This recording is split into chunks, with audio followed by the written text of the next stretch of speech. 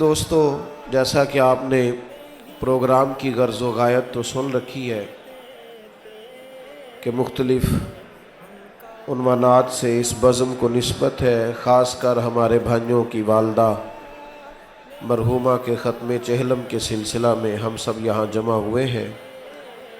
چند ایک باتیں مختصر وقت میں، چونکہ 10 بجے سے پہلے دعا بھی ہونی ہے، تو میں نے چند ایک گزارشات عرض کرنی ہے۔ یہاں علماء کا جمع غفیر ہے، جناب سعیدی صاحب بھی تشریف فرما ہے، مفتی صاحب بھی ہیں، صاحبزادہ پیر محمد داؤد رضوی صاحب اپنی گفتگو فرما رہے تھے۔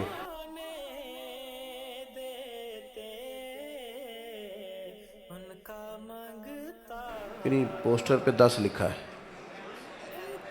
اللہ آپ کو خوش رکھے جی، اللہ آپ کو برکت دے۔ ٹھیک ہو گیا ماشاءاللہ۔ عزیز دوستو، آپ دشواری میں یقیناً بیٹھے ہیں، ظاہر ہے مسجد کا ماحول ہے اور بہت بڑی تعداد میں لوگ جمع ہو گئے۔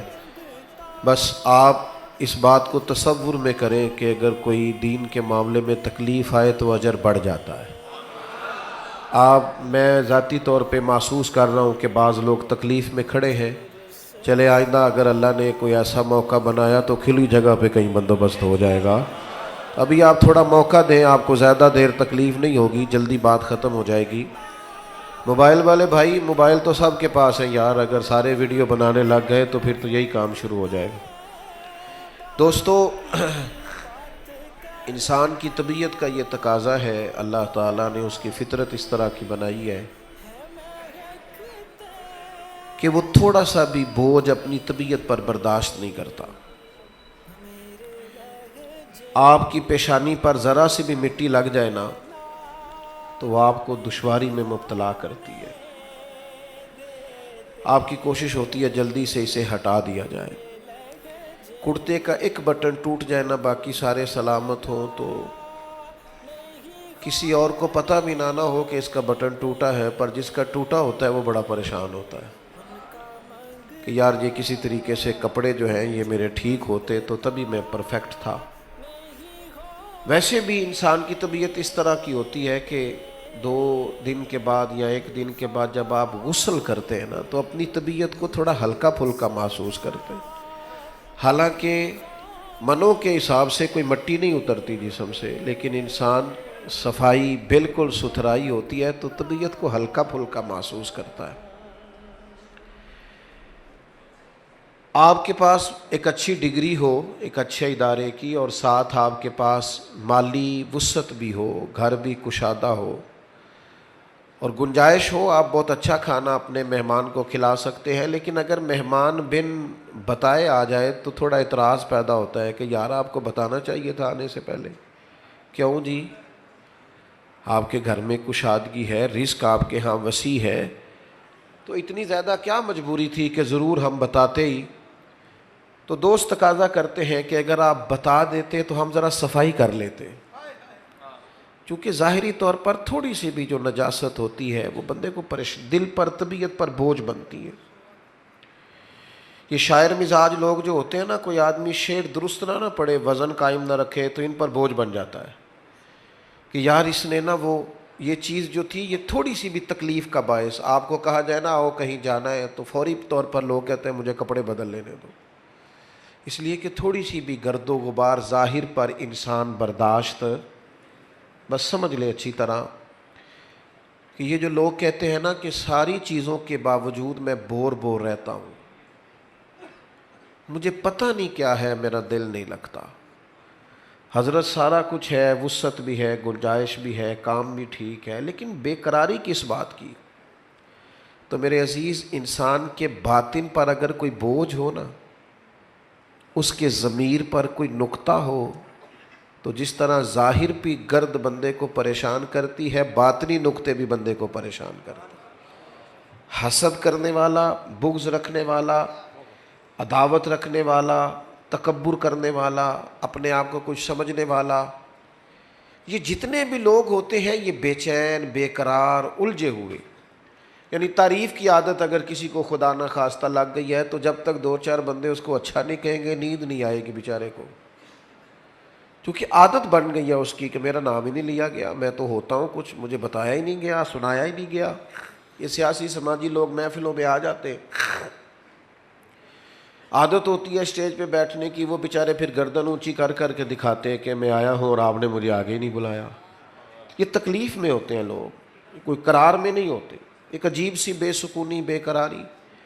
آپ حسد کر رہے ہیں، کسی سے جل رہے ہیں، اور پھر آپ کہیں آپ جلتے بھی رہے اور سکون بھی آئے، یہ کیسے ہو سکتا ہے؟ آپ تکبر کر رہے ہیں رب کے کسی بندے کو جس کو اللہ نے بنایا ہے، آپ حقیر سمجھ رہے ہیں اور آپ کو سکون آئے۔ باطن پہ جتنے میل ہوتے ہیں یہ اچھی طرح سمجھ لیں، یہ بندے کو بے قرار رکھتے ہیں، تو حل کیا ہے؟ تو رب کریم نے حل عطا فرمایا نا، فرمایا کما ارسلنا فیکم رسولا منکم یتلو علیکم آیاتنا ویزکیکم، فرمایا ہم نے تمہیں میں سے تمہیں رسول دیے ہیں، وہ تم پر ہماری آیتیں پڑھیں گے اور تمہارے باطن کو پاک فرما دیں گے۔ نبی پاک علیہ السلام نے نا باطن کے بوجھ اتار دیے لوگوں کے سارے۔ رسول پاک علیہ السلام نے تزکیہ کیا اپنی امت کو، طہارت عطا فرمائی۔ حضور نے ایک نارمل، سنجیدہ، صاف ستھری اور وزادار زندگی گزارنے کا سلیقہ عطا فرمایا، جس زندگی میں کوئی بوجھ نہیں، کوئی آزمائش نہیں، کسی قسم کا انسان اپنے آپ، ایک ہوتا ہے کوئی کسی کو عزت دے رہا ہے وہ بات الگ ہے، اور ایک مصیبت یہ ہے کہ لوگ میری عزت نہیں کرتے، یہ بہت بڑی ٹینشن ہے۔ ایک بزرگ تھے، بڑے سادے تھے، ہمارے محلے کے، ایک دن میرے پاس آئے، کہنے لگے اے دو منڈے جڑے تہاڈے کول آندے جاندے نے نا، میں بڑا پریشان ہاں، میں جدوں گلی چ لنگنا مینوں سلام نہیں کردے۔ تو بڑے اچھے اور بڑے خوبصورت آدمی تھے وہ۔ میں نے ان سے کہا کہ آپ زیادہ پریشان ہو گئے، اتنی پریشانی والی بات نہیں، ان کو آپ سے کوئی عداوت نہیں، بس آپ اتنا آپ نے سمجھ لیا ہے کہ سب کو آپ کو ہی سب کی ذمہ داری ہے، وہ آپ کو سلام کریں۔ ایک چھوٹی سی گزارش ہے، آج کے بعد یہ سلام نہ کریں تو آپ سلام کر لیا کریں۔ ہاں اگر یہ جواب نہ دیں تو پھر شکوہ ہے، پھر شکایت ہے کہ میں نے سلام کی اور میرے سلام کا جواب۔ یہ تو بالکل رٹا ہی مختلف ہے کہ فلانے نے مجھے سلوٹ نہیں کیا، بھئی کیوں کرتے؟ آپ اپنے آپ کو کیا سمجھتے؟ چھوٹوں کا ادب کرنا بنتا ہے، چاہیے ان کو وہ سلام کرے، لیکن کسی بڑے کو رٹا ڈال کے بیٹھنے کی اجازت نہیں ہے۔ میرے بھائی یہ جو بوجھ ہے نا طبیعت پہ بہت زیادہ، اور پھر اس کا لازمی نتیجہ یہ نکلتا ہے۔ میں آپ کو سادی بات عرض کرتا ہوں، میں ایک بڑا عام سا آدمی ہوں۔ کل صبح فجر کی نماز کے بعد میں گھر سے نکلا تھا، اور مسلسل یہ 7ویں 8ویں جگہ پہ میں حاضر ہوں، اور کل کی بھی میری کچھ ترتیب اسی طرح ہے کہ زور سے پہلے بھی مجھے ایک جگہ جانا ہے، زور کے بعد بھی جانا ہے، عصر کے بعد بھی جانا ہے، مسلسل اسی طرح صورت۔ لیکن جب مجھے کوئی بندہ فون کرتا ہے ٹائم کے لیے تو میں ہاں کر دوں تو وہ پھر محبت کرتا ہے، اور نہ کر دوں تو پھر فوراً ناراض ہو جاتا ہے۔ تو میں کہا کرتا ہوں کہ تیری شرطوں پہ ہی کرنا ہے، اگر تجھ کو قبول تو یہ سہولت تو مجھے سارا جہاں دیتا ہے۔ او بھائی اگر آپ کی ہی مرضی کے مطابق چلنا ہے تو پھر اس طرح تو سب سے گزارا ہو سکتا ہے۔ کوئی تو ایسا ہونا جو کہے کہ یار آپ کوئی بھی نہ مانے پھر بھی پیار بڑھے گا۔ ہم چاہتے ہیں کہ لوگ ہماری منشا کے مطابق ڈھلیں۔ یہ رائے کا اختلاف ہم کرتے ہیں، رائے کا اختلاف بری بات نہیں، لیکن اب ضدی ہو جاتے ہیں۔ رائے کا اختلاف اگر کبھی ہو جائے تو دلیل کی حد تک ہونا چاہیے۔ ایک ہے عقیدے کا مسئلہ، وہ تو مضبوط بات ہے، اس کی بات نہیں کر رہا۔ رائے کا اختلاف، مجھے بتائیے صبح صبح جب ہم گھر میں اٹھتے ہیں اور پھر بچوں کی والدہ کھانا پکانے اور سبزی لانے کی بات کرتی ہیں تو آج کیا پکانا ہے، اس پر سارے گھر کا اتفاق ہو جاتا ہے؟ جلدی جلدی بتائیں۔ تو کیا اس اختلاف رائے میں ضد پال لی جائے گی؟ ہمارے ایک استاد تھے، تو جو طلباء فارغ ہوتے نا ادارے سے، تو جن کو وہ سمجھتے یہ تدریس کے قابل ہیں تو ان کو وہ بٹھاتے اور ساتھ کچھ نصیحتیں کرتے۔ ان میں ایک نصیحت یہ فرمایا کرتے تھے کہ کسی طالب علم کی ضد نہیں پالنی۔ تو ہمارے ساتھیوں نے پوچھا کہ حضور شاگرد کی بھی ضد ہوتی ہے؟ فرمایا کبھی وہ شکایت کر دیتا ہے نا کمیٹی سے یا گھر والوں سے تو استاد کو برا لگ جاتا ہے، پھر کئی دفعہ اس کے بارے میں دل میں بوجھ بن جاتا ہے۔ فرمانے لگے بعض بچوں کے مستقبل تباہ ہو جاتے ہیں، اس لیے کہ اداروں کے اساتذہ کا ان کے بارے میں رویہ ٹھیک ہے۔ یہ میری طرح کے لوگوں کی بات ہے، بزرگوں کی بات نہیں۔ ضدی ہو جاتے ہیں ہم، بھئی آپ کا کسی سے اختلاف ہو گیا رائے کا، اس کو دلیل تک رکھیں، دلیل مل گئی اختلاف ختم۔ پھر الجھاؤ نہیں زندگی میں، بہت زیادہ اپنے آپ کو بنا کے رکھنا، اپنی خود بخود شان بنا لینا۔ مجھے فلانی برادری کے بندے نے پوچھا نہیں، فلاں قبیلے کا آدمی میری صلاح نہیں لیتا، صلاح لیتا ہے تو مانتا کیوں نہیں؟ بھئی آپ نے کیوں اپنے آپ کو اتنا بڑا کر لیا؟ آپ کیوں اپنوں سے دور ہو گئے؟ آپ ضد میں آ کے کیوں رشتوں کو توڑتے چلے جا رہے ہیں؟ حضرت فاروق اعظم رضی اللہ تعالیٰ عنہ جمعہ پڑھانے کے لیے مسجد میں تشریف لائے، ممبر پہ جلوہ فراز ہوئے۔ حضرت ابو ایوب انصاری رضی اللہ تعالیٰ عنہ نے جناب فاروق اعظم کو بات کرتے ہی شروع کرتے ہی عرض کی کہ حضور میری سن لے رائے، نہ ہم آپ کی بات سنیں گے اور نہ آپ کی فرما برداری کریں گے، اختلاف ہے آپ سے۔ لیکن وہ دل گردے والے لوگ تھے، انہیں اختلاف سہنا آتا تھا، ان کے اندر گنجائش تھی۔ ہمارے حضرت فرمایا کرتے تھے اپنے دشمنوں کی باتیں غور سے سنا کرو، وہ تمہاری غلطیاں ڈھونڈ ڈھونڈ کے لاتے ہیں، تمہیں سنورنے کا موقع دیتے ہیں۔ ان کی باتیں غور سے سنا کرو، بھلا وہ کیا کہتے ہیں، کیا نکتہ اٹھاتے ہیں۔ حضرت فاروق اعظم نے ہمت کی، فرمایا بتاؤ بھئی کیا شکوہ ہے؟ تو انہوں نے کہا جناب مال غنیمت میں جب چادریں آئیں تو سب کو ایک ایک ملی، تو آپ کا کرتا بھی اسی چادر کا اور تہمت بھی اسی چادر کا۔ اب یہ ایک دلیل ہے اور دلیل سے اختلاف ہے۔ حضرت فاروق اعظم نے بھرے مجمع میں اختلاف سنا، بیٹے کی جانب اشارہ کیا، صاحبزادے اٹھے۔ سیدنا عبداللہ ابن عمر رضی اللہ تعالیٰ عنہ فرمانے لگے ایک چادر مجھے بھی تو ملی تھی نا، جب سب کو ایک، تو میں نے اپنے ابا جی کو ایک چادر دے دی تو انہوں نے تہمت بھی بنا لی، کرتا بھی۔ ایک اختلاف ہوا، اس پر دلیل دی گئی، وضاحت دی گئی۔ ہم کیا کرتے ہیں، ہمیں وضاحت مل جاتی ہے، دلیل مل جاتی ہے، پھر ہم کہتے ہیں چل پھر وہ جڑا تیرے بھرا کام کیتا سی وہ بھی جواب دے۔ اچھا پھر اس دن وہاں کیوں کھڑا تھا؟ بھئی تو اس کی بات کرنا جو تیرا اختلاف ہو، اس کی دلیل سن، بات ختم کر۔